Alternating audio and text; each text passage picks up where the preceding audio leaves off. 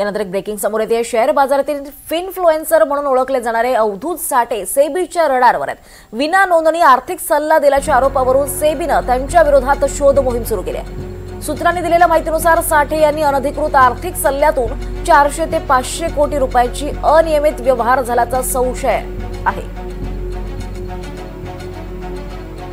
Share बाजारातले फिनफ्लुएन्सर म्हणून ओळखले जाणारे अवधूत साठे सध्या सेबीच्या रडारवर असल्याचं कळत आहे।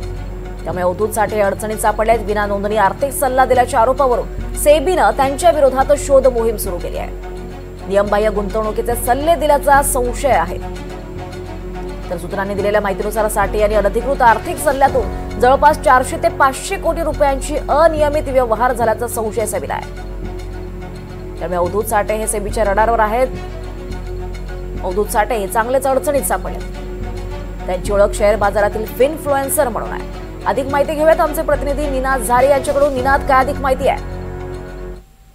साधारण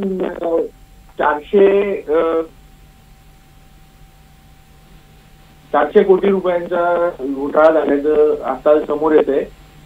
अवधूत साठे हे शेअर बाजारात ट्रेडिंग कसं करावं आणि त्यातून पैसे कसे कमवावे या संदर्भात संपूर्ण महाराष्ट्रभर किंवा देशाच्या अनेक भागांमध्ये सेमिनार घेत असतात आणि स्पेशली त्यांच्या ज्या जाहिराती आहेत त्या सोशल मीडियावरती वारंवार येत असतात किंवा अशा प्रकारे मोठ्या प्रमाणात फिन इन्फ्लुएन्सर म्हणून ते काम करत असतात आणि त्यातूनच साधारण नियमबाह्य पद्धतीने ट्रेडिंग केल्याचा त्यांच्यावरती ठपका ठेवण्यात आलाय।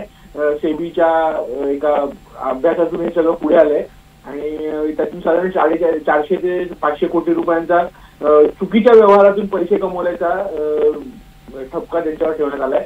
याबद्दलची विशेष माहिती आपल्याकडे उपलब्ध झालेली आहे ती त्यानुसार सेबीने गेल्या काही दिवसांपासून फिन इन्फ्लुएन्सर जो धट्ट्या मारण्याचा म्हणजे किंवा त्यांच्यावरती नियंत्रण आणण्याचा जो काही प्रयत्न केलाय त्याच्यात अनेक फिन इन्फ्लुएन्सर बद्दल चौकशी करण्यात आली।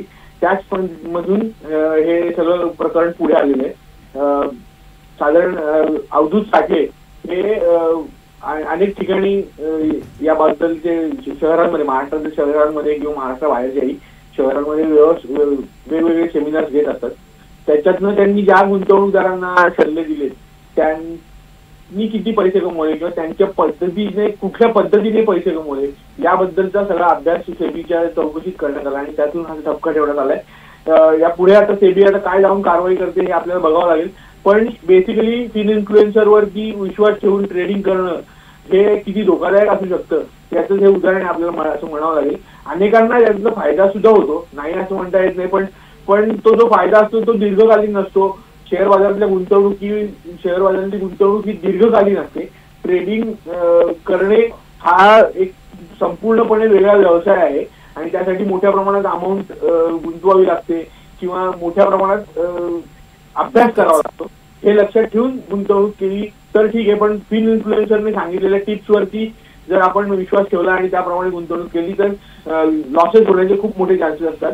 यातूनच सेबीने 2 वर्षापूर्वी जो अभ्यास केला होता त्यात 93% लोक तोटा करतात असं सुद्धा पुढे आलं होतं। त्यामुळे फिन इन्फ्लुएन्सरवरती कारवाई करण्याची ही सेबीची प्रक्रिया आहे ती सुरू झालेली आणि त्याचं आता अवधूत साठेंचं नाव सुद्धा पुढे आलं। निश्चितच धन्यवाद निनाद या सगळ्या सविस्तर माहितीसाठी। तर अवधूत साठे हे चांगलेच अडचणीत सापडले आहेत। नियमबाह्य गुंतवणुकीचे सल्ले दिल्याचा संशय आहे। गुंतवणूक सल्ल्यातून 400-500 कोटींचे व्यवहार केल्याचा देखील आरोप त्यांच्यावर संशय आहे। शेअर बाजारातील फिनफ्लुएन्सर अवधूत साठे आता चांगलेच अडचणीत सापडलेत। सेबीने सध्या तपास मोहीम त्यांच्या विरोधात सुरू केली आहे। शेअर बाजारातील गुंतवणुकीचे धडे देणारे अवधूत साठे हे चांगलेच अडचणीत सापडलेत। अवधूत साठे यांच्या विरोधात आता सेबीने तपास मोहीम सुरू केली आहे। नियमबाह्य गुंतवणुकीतून 400 ते 500 कोटींचे व्यवहार केल्याचा त्यांच्यावर सध्या सेबीचा संशय आहे। त्यामुळे अवधूत साठे सध्या सेबीच्या रडारवर आहेत आणि त्यांच्या विरोधात आता सेबीने तपास मोहीम देखील सुरू केली आहे। फिनफ्लुएन्सर अशी ओळख आहे त्यांची। अवधूत साठे हे फिनफ्लुएन्सर म्हणून सध्या सोशल मीडियावर फेमस आहे। त्यांच्या अडचणीत आता चांगलीच वाढ झाल्याचं कळत आहे।